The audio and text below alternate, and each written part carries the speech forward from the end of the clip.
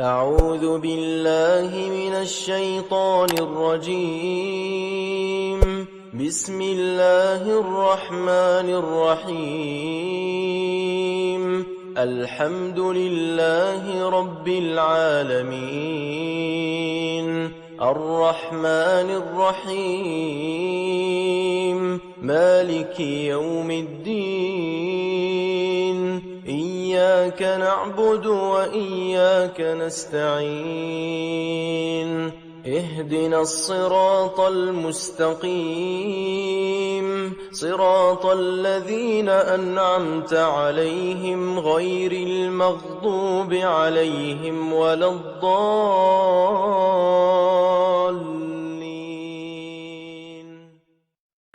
Ikhwati iman rahimakumullah.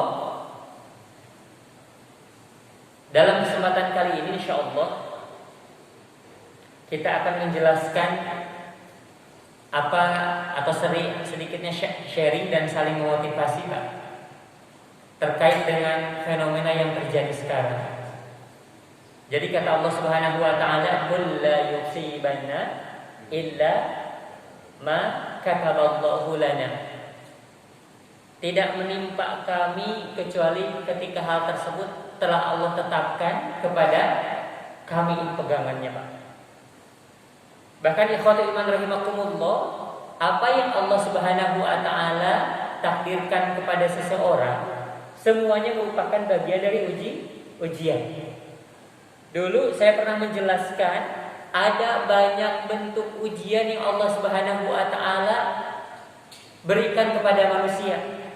Jadi ketika ujian tersebut tidak berbentuk hal yang tidak kita sukai saja Pak, bentuk manifestasi dari ujian. Allah memfirmankan di dalam Al-Quran, wa nabluukum bisyarri wal khairi fitnah. Dan kami uji kalian bisyarri, dengan hal yang tidak kalian sukai. Tadi nasihat jantan udur, kawitna aya jantan teu aya, kawitna seueur jantan sakedik gitu kan ya. Wah pokoknya banyak hal dari sudut dari sisi tidak kita sukai. Nah ini mah biasanya orang-orang saya sedang diuji. Kawitna ngangse ayeuna henteu gitu kan ya, kawitna tuang teh raos ayeuna jantan teu raos. Banyak orang yang sadar dengan ujian ini karena ini merupakan bentuk ujian dari Allah Subhanahu wa taala. Namun untuk seorang muslim, apapun bentuk yang Allah berikan kepada kita, ketika tahu cara menyikapinya, maka bisa menjadi sebuah kebaikan.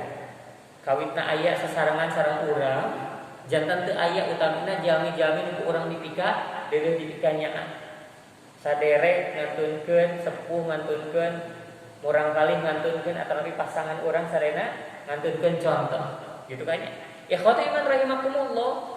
Menurut sisi manusiawi iya orang teresep teraos gitu kan ya dengan keadaan ini. Tapi ikhwati rahimakumullah, tidak ada hal buruk yang Allah timpakan, yang Allah berikan kepada seorang mukmin ketika tahu cara menyikapinya. Pasti ada sudut dan sisi kebaikan untuk kita Pak. Ya, walaupun seolah-olah menurut kita Ustaz da keur hoyong kene sasarangan ayeuna geletuk teu aya gitu kan ya. Ikhwati iman rahimakumullah, menurut sisi manusiawi ini menyakitkan, menyedihkan, membuat kita sedih gitu kan, dan yang lain sebagainya. Tapi ketika seorang mukmin tahu cara menyikapinya, ada banyak kebaikan-kebaikan atau hikmah yang Allah sembunyikan di balik apa yang Allah timpakan kepada kita, masya Allah. Cobi ayeuna kawitna teu raraos, kawitna sehat jantan teu raraos. Dari sisi manusiawi urang teresep dina kaayaan ieu. Was-was hariwang, ya, khawatir dan yang lain sebagainya. Masya Allah, rahimakumullah. Karaos beberapa pekan ke belakang ngaraoskeun ya Allah, rahimakumullah. Jadi banyak sisi-sisi manusiawi yang kadang-kadang ketika kita tidak tahu cara menyikapinya, ke rumah orang sedih, terterang cara menyikapinya, ruginya double-double Pak. Tapi untuk seorang mukmin, ketika Allah timpakan hal yang tidak kita sukai, yang merupakan bentuk dari ujian, harus tahu cara menyikapinya. Bagaimana cara menyikapinya? Yang pertama, sabar Pak. Menuju diuji apapun bentuknya sabar. Sabar bukan berarti berdiam diri tanpa adanya upaya ikhtiar untuk keluar dari permasalahan tersebut. Sanes gitu Pak. Nalika nuju diuji ku ekonomi nuju rada seret, sabar teh abdi mah sabar. Biasa di bumi we moal usaha moal ikhtiar naon sanes kalau. Maksimalkan ikhtiar dan doa itu namanya sabar. Upami teh mah kawitna seueur kengingna ayeuna jantan saalit bentuk sabar teh evaluasi salah satunya. Oh aya naon oh ternyata pemasarana, bentukna, barangna, produkna dan yang lain sebagainya. Oh ternyata langganan kabur teh dikarenakan cara pelayanan kita anu judes dan yang lain sebagainya. Bentuk sabar di dalamnya ada evaluasi ikhwatu iman rahimakumullah. Ya. Ada ikhwatu iman rahimakumullah ketika Allah uji kita dengan sakit. Bentuk sabar bukan berarti berdiam diri moal lalandong gitu kan ya. Tidak akan berobatan yang lain sebagainya. Salah, Pak. Bentuk sabar adalah coba keluar dari hal yang tidak menyenangkan, dari hal yang buruk tersebut dengan ikhtiar-ikhtiar yang realistis. Ya. Sembari di saat yang sama memohon bermunajat kepada Allah Subhanahu wa taala. Ketika seorang mukmin Allah ujikan satu ujian yang menurutnya tidak disukainya, kekurangan, sakit gitu kan ya, kehilangan dan yang lain sebagainya, banyak hal-hal yang tidak disukai, kemudian disikapi dengan sabar, Masya Allah. Di balik ujian tersebut tersimpan banyak mutiara-mutiara kebaikan. Kata Allah dalam Al-Quran, innama yuwaffas sabiruna ajruhum bighairi hisab. Untuk orang-orang yang sabar, Allah menghimpun, meliputi, muterkeun pahala pikeun jalmi sabar bighairi hisab tanpa batas. Masya Allah. Jadi yang pertama kita punya senjata, ya. Ketika Allah uji kita dengan hal yang tidak kita sukai, senjata yang pertama apa? Sabar. Bahkan segenap ikhtiar kita untuk bisa terlepas dari musibah tersebut, Allah anugerahi menjadi banyak ragam kebaikan. Kurang lalando gitu kan ya.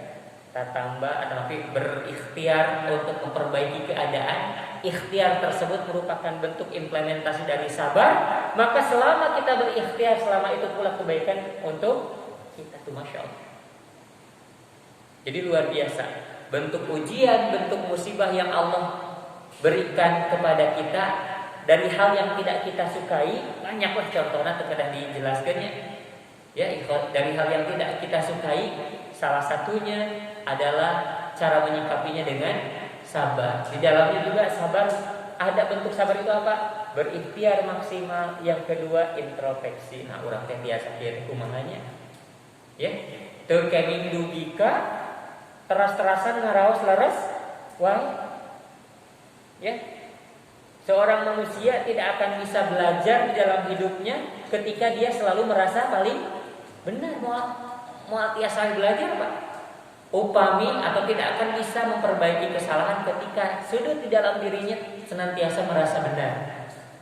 Ikhwati iman rahimakumullah. Maka ketika Allah uji kita dengan satu hal yang tidak kita sukai, ya, para ulama tafsir menjelaskan seorang mukmin bisa mengubah ujian tersebut menjadi pundi-pundi kebaikan dan pahala ketika tahu cara menyikapinya. Salah satu dan yang paling pertama cara menyikapinya adalah sabar. Bentuk sabar adalah berikhtiar maksimal, yang realistis, yang ada real actionnya seperti apa, sesuai dengan konteks musibahnya.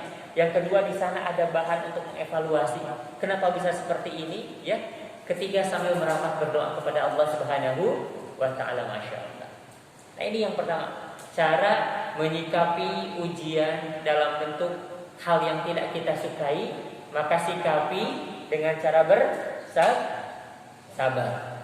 Yang kedua, tingkatkan ketaatan. Nah, ini ketika Allah uji kita dengan hal-hal yang tidak kita sukai, ya, ayeuna mah Masya Allah, udur saali terhadap panas nyebret gitu kan ya, rada bersin wae, bersin di pinggiran rencang urang pasti ditinggali.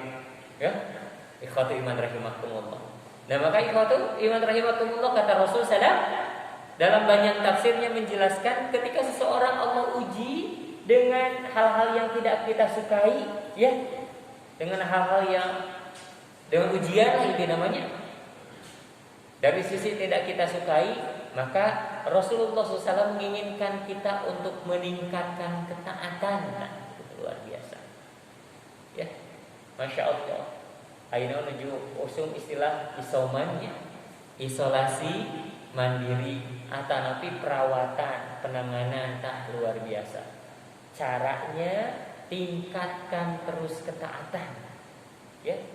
Sebab Masya Allah banyak hikmah. Ikhwatu iman rahimakumullah, upami anosmi tenu teu ngangseunnya karaosku pribados. Margi abdi LC sami lulusan Covid. Ikhwatu iman rahimakumullah, upami anosmi satu hal yang tercium itu nu paling kaangseuh heula nu sarareungit Pak. Anu bau bade sabau kumaha ge masih kena lempeng upami dina proses penyembuhan. Ternyata Masya Allah mana coba anu baik-baik gitu kan ya intinya mah. Coba lakukan yang baik-baik. Ya, proses penyembuhan anosmi atau anu kehilangan indera penciuman upami bade normalna nu kaangseuh teh nu sarareungit nu bararaung teh kaangseuh Pak. Hikmahna coba pilih yang baik-baik pasca sembuh tersebut Masya Allah. Ya, anu bararaung masa kumaha bauna teh acan mah kaangseuh da Pak. Ikhwatu iman rahimakumullah. Jadi luar biasa. Kata Rasulullah, tambah tingkatkan ketaatan ketika Allah uji kita dengan hal-hal yang tidak kita sukai. Sanes beuki ngagugat ke Allah urang mah non ikhtiar geuning beunang keneh tah naudzubillah min dzalik. Tidak boleh ada seseorang yang seolah-olah tidak ridho bahkan menggugat kepada Allah Subhanahu wa taala, balik membenci dikarenakan Allah uji kita dengan hal yang tidak kita sukai. Makanya Pak, Bu yang di rumah sekarang mah ada dua doa yang tidak boleh tertinggal ketika kita keluar dari rumah. Saya sering menjelaskan ketika keluar dari rumah coba tawakal kepada Allah dengan ikhtiar yang maksimal loh ya Pak ya. Da abdi mah tos tawakal ka Allah moal nganggo masker, bade itu lepas. Bahkan kalau orang serampangan atau api jorok tidak menerapkan protokol kesehatan, dikhawatirkan kita membuat madarat orang lain itu. Waliyadzubillah. Kalau orang lain terkena dikarenakan serampangannya kita, maka sami orang kalau terkena dosa. Sebaliknya ketika kita disiplin protokol kesehatan, ini merupakan ikhtiar yang baik untuk kita, maka disiplinnya kita merupakan bentuk dari kebaikan-kebaikan atau merupakan bagian dari tasbih, Pak. Masya Allah. Ikhwati iman rahimakumullah, banyak atau sabda-sabda dari Rasulullah SAW yang menjelaskan bagaimana fungsi dari tawakal. Kedah disarankan ku ikhtiar anu maksimal lebih tawakal. Ya. Keluar dari rumah saat orang ikhtiar maksimal, bismillahi tawakkaltu 'ala Allah la haula wala quwwata illa billah. Ini yang pertama, tahapan yang pertama. Kedua, ketika keluar dari rumah betul-betul berikhtiar maksimal untuk menjauhi kemudaratan, Pak. Ketiga, ketika sampai ke tempat yang dituju, kita kan tidak tahu bagaimana keadaan tempat yang kita tuju.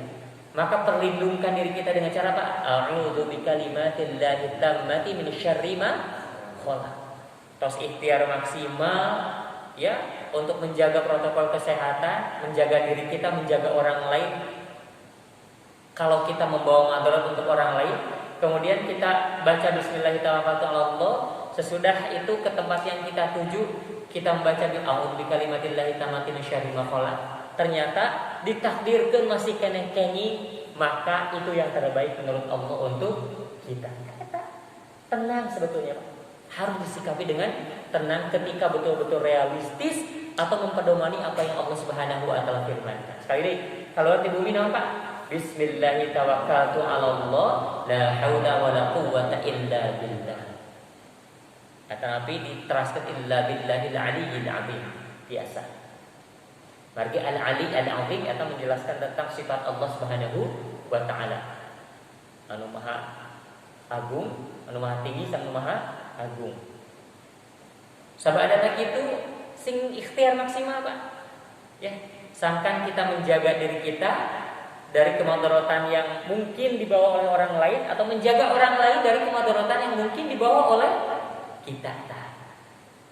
Ketiga, ketika sampai ke tempat yang kita tuju, maka a'udzu bikalimatillahi tammati min syarri ma khalaq. Itu Masya Allah. Ya, membuat orang lain atau membuat orang lain madarat dikarenakan serampangannya kita, oke. Ya. Atau ketika kita berikhtiar untuk menjaga diri kita dari kemadaratan yang mungkin dibawa oleh orang lain, itu adalah kebaikan untuk kita. Masya Allah, ya. Dulu di zaman Rasulullah SAW, ada seseorang yang ingin ikut jihad di jalan Allah, ingin ikut berperangnya dengan jihadnya dengan qital, dengan berperang. Tapi seekor logistik berperang, tadi widian kamu ngiri jihad, Pak. Ya. Hartosna ikhtiar udah maksimal heula. Dugika pernah ada satu kejadian orang-orang dibagi logistik atau perlengkapan untuk berperang. Bagi badai qital, walaupun niatnya mulia abdi mawios lah, gugur ge dan di jalan Allah unggul, tapi ikhtiar udah maksimal, tadi widian terus. Ada 2 orang sahabat yang ternyata tidak kebagian logistik berperang. Wahai Rasul, aku ingin membersamai engkau berperang, ya, jihad qital. Namun ternyata aku tidak kebagian logistik. Ku Rasul sampai untuk anjeun semangat teh, mun semangat mah hayu we, nyeri begitu, Pak. Tapi ketika perlengkapan ikhtiarnya tidak memungkinkan untuk support, maka Allah Rasulullah diberikan alternatif yang lain. Ya, gaduh ibu Rama itu aya kene wahai Rasul sok uih we cenah. Ya, farji' pulang engkau fafihima kepada kedua orang tua fajahid engkau berjihad. Walaupun semangatnya untuk berperang kuat, tapi teu aya ikhtiar maksimal margi teu kabagian teh teu diwidian. Apa penting mah iman ke Allah gitu ya maknya. Jadi di per aya aliran Jabariyah penting malah gitu kan ya. Terang aliran Jabariyah teu sieun corona sieun Allah, tapi dalam hal ini tidak bisa dipertentangkan seperti itu, Pak. Ikhwati iman rahimakumullah. Makanya ikhtiar dulu yang maksimal. Orang mau jihad jalan Allah Subhanahu wa taala, ketika kehabisan logistik berperang, tidak yuk penting mah ente yakin ke Allah gitu kan ya. Hayu ngiring gitu kan, tidak seperti itu. Tapi farji' pulang kalian berdua, fafihima kepada kedua orang tua fajahid engkau berjihad. Jadi ikhwati iman rahimakumullah, yang kedua yang Rasul SAW sampaikan, inginkan ketika seseorang Allah uji dengan hal yang tidak disukai, ya, tingkatkan ketaatan tuh, masya Allah, meningkatkan ketaatan, Pak. Ya, ada sebuah riset yang baru, ternyata sehatnya paru-paru kita salah satunya ketika sedang membaca Al-Quran, Pak. Treatment untuk menyehatkan paru-paru kita ternyata ketika sedang membaca Al-Quran, sesuai tuntunan. Membaca Al-Quran sesuai tuntunan kan biasa napas sing tarik margi badai ngudag wakof atau napi akhir ayat. Tarik kela napas sesudah itu sambil membaca sambil dibuang pelan-pelan, dan ternyata menurut ya dokter ahli, bahkan bukan dokter lagi, profesor untuk bidang kesehatan organ dalam menjelaskan salah satu bentuk treatment yang tersehat ketika seseorang sedang membaca Al-Quran itu, masya Allah, Pak. Tarik napas dalam-dalam, sesudah itu hembuskan atau keluarkan pelan-pelan sembari teratur. Ikhwati iman rahimakumullah. Saep napas liren heula kan? Ya. Kemudian sudah itu upami dina waqaf lanjut ke ayat berikutnya, upami lirena sanes dina waqaf maka ibtida'na kedah nyanak ibtida'na. Diaroya terus dikajakeun nya waqaf dan ibtida'. Ya, ibtida'na nyandakna ngulangna tina lafaz mana ya. Ikhwati iman rahimakumullah. Nah, maka banyak ketaatan-ketaatan.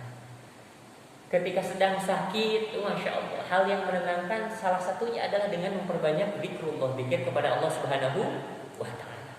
Banyak was-was, khawatir dan yang lain sebagainya. Maka lalu kata Rasulullah, ketika Allah sedang uji dengan rasa sakit atau ujian dengan hal yang tidak kita sukai, maka Rasul menginginkan untuk terus tingkatkan ketaatan, Pak.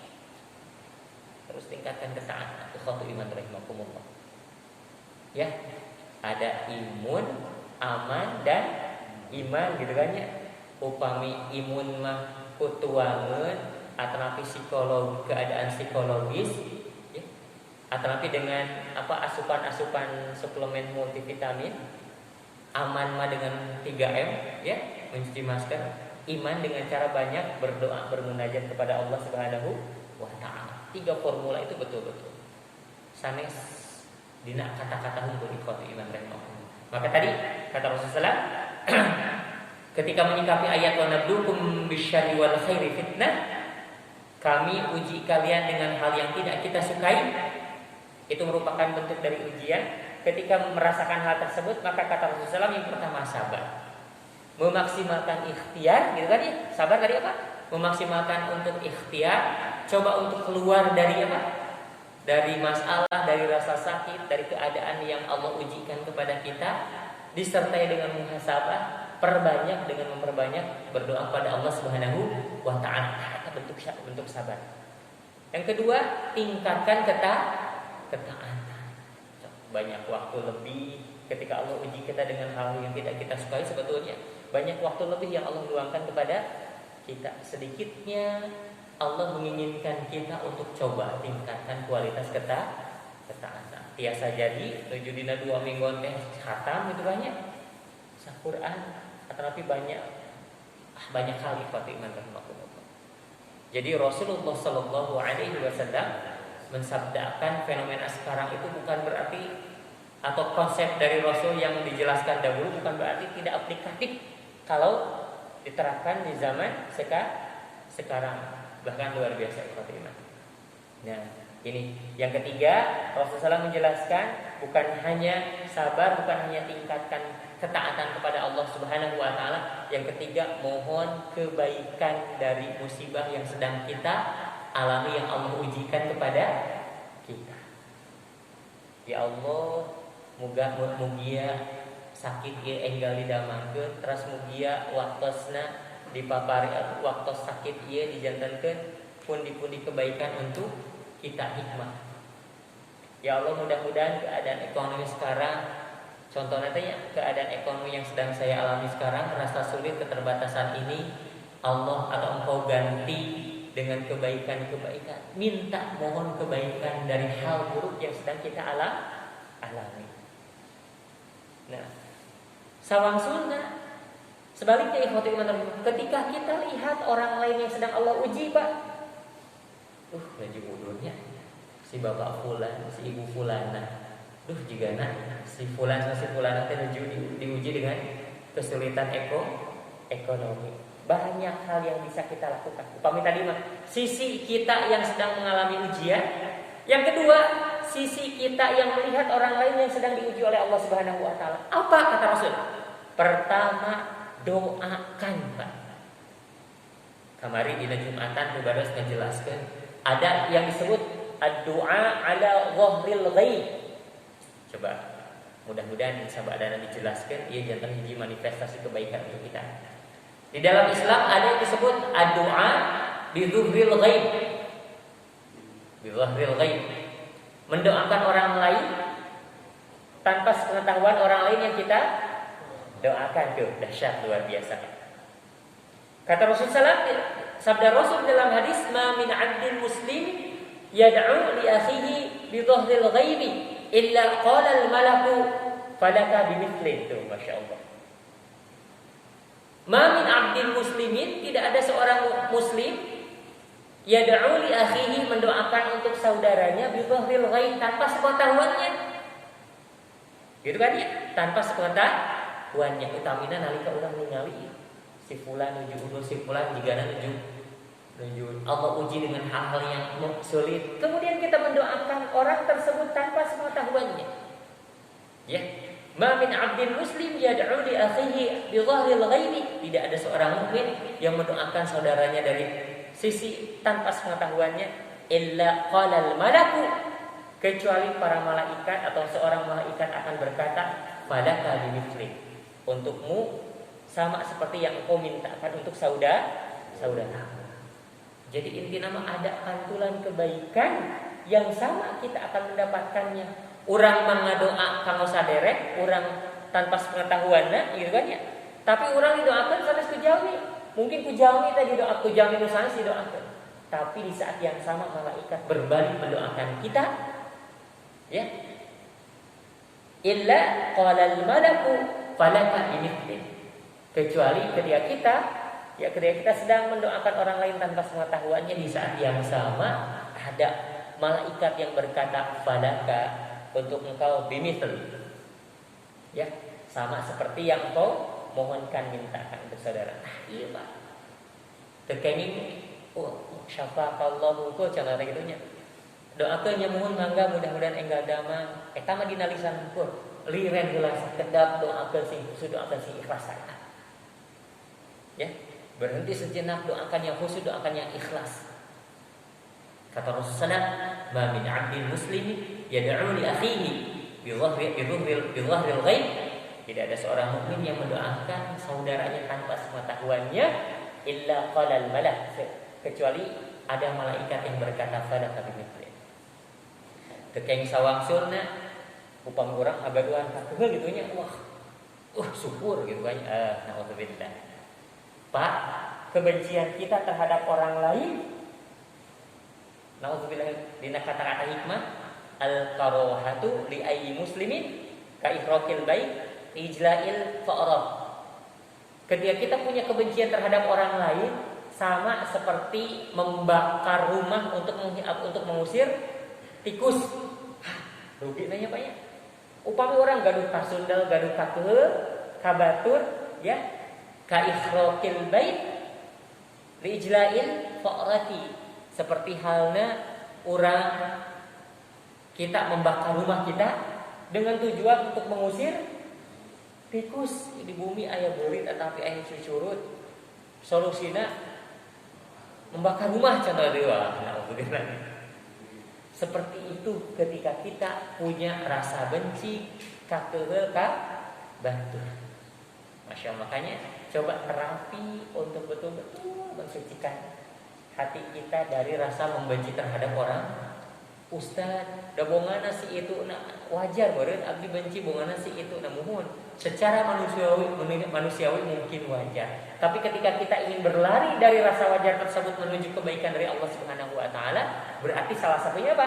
Hilangkan kebencian. Mari kita ketika kita punya kebencian terhadap orang lain, seperti halnya naon? Membakar rumah untuk mengusir tikus. Insyaallah, ikhwati iman rahimakumullah. Luar biasa. Maka tadi banyak punya kepedulian terhadap orang lain ketika kita ada di dalam posisi melihat, menyimak, menyaksikan orang lain di luar kita sedang diuji oleh Allah Subhanahu wa taala. Seueur ngadoakeun batur. Pami telepat kapungkur kata sejelaskeunnya. Nalika bari angkat kepada melan contoh nya kamana we atau api nalika nuju angkat-angkatan ningali aya nuju mangkal ngadorong ngajingjing terus ditanggung dipanggul gitu banyak para pencari nafkah alam. Di saat yang sama coba doakan. Ieu teh ikhwatu iman rahimakumullah. Doakan orang lain yang sedang kita lihat. Ya luar biasa. Enggak usah boro-boro ada orang yang sama gitu. Iya, walaupun kita juga sama keadaannya ada di dalam ketidakpastian, maka ketika kita mendoakan orang lain, hakikatnya kita sedang mendoakan diri kita sendiri. Ada pantulan kebaikan yang langsung. Upami orang doakan batur doa di orang ke Allah Subhanahu wa taala kanggo didoakeun, di saat yang sama kita mendapatkan doa dari malaikat untuk kita. Tuh Masya Allah. Suatu iman rahimahullah. Makanya timbulkan bersih hati atau sifat optimistis yang Allah Subhanahu wa taala perintahkan kepada kita. Nah, apalagi konteksnya upami urang ayeuna seluruhnya nu udur. Ya, nu udur saeueur. Ya suatu iman rahimahullah ngihila doakeun.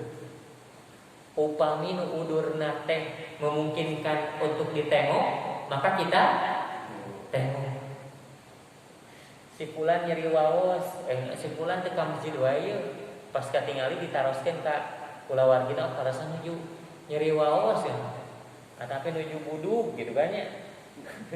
Eta mah kenging dilomokan nya, lomok Pak, tengok.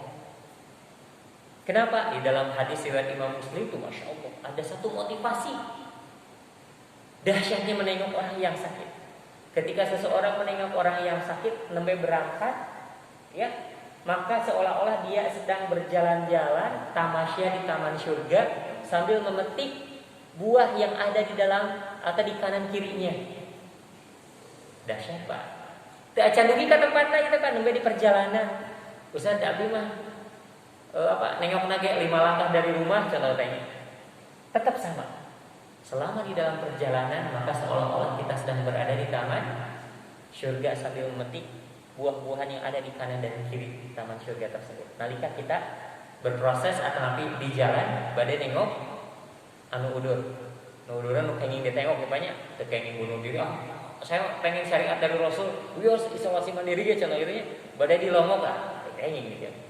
Urang ngamadorotkeun diri urang nyalir atau tidak menghindari kemadorotan. Nu mau semangat kanggo beribadah beramal itu harus disertai dengan ilmu biar logis dan realistis.